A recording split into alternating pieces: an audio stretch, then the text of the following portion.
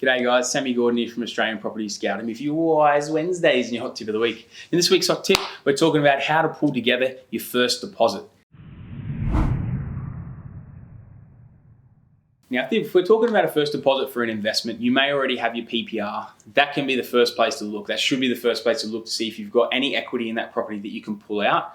If not, and if you're starting from scratch, from the absolute basics, what you should really be looking to do is how much can I save, how quickly. It's the same as a portfolio, strategizing out a portfolio. You should be strategizing out your savings plan to see how quickly can you save, how much you need for your first investment.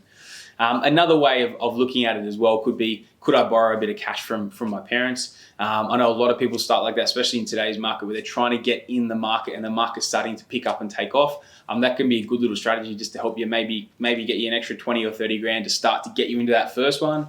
After you make some money, you can just pay it back to them as well. I know a lot of people are taking that option these days and looking down that route as well. And if you do well off your first investment, you should be able to pay them back quicker than they're probably expecting you to. But look, guys, that's a pretty prudent way to look at doing it.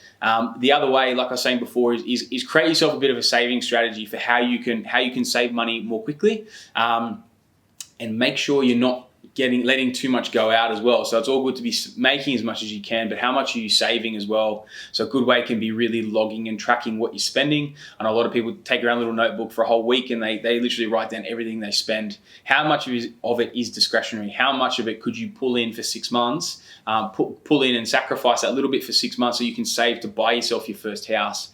I think it's a really good, really clean way of doing it as well, saving as much as you can. And then obviously if you can throw in a second or even a third job, if you can't get enough hours or your pay is not high enough, you can work those extra jobs to save more money. That's something I had to do, and I'm thanking myself all these years later for helping me get into that first and second deal. I really needed those extra jobs to help me get into them. The other one as well is asking for a pay rise. So don't be too scared to either go looking for a job that could potentially be paying a lot more than what you're currently on, or even just more than what you're currently on, or even just going to the boss and asking for a pay rise. Good talent's hard to come by if you're good at what you do and you're not just a cog in a machine. If you're actually someone that's good, reliable, dependable, the rest of the sort of stuff, you may be able to just negotiate yourself an extra pay increase there. That right there can help you get closer to where you're looking to go as well. So look, guys, there's lots of different ways and lots of different strategies and little effective ways of getting yourself more money, saving it more quickly as well. Remember that sacrifice is key, especially for the first one. You sacrifice, you save hard. Really be diligent and be strict about it.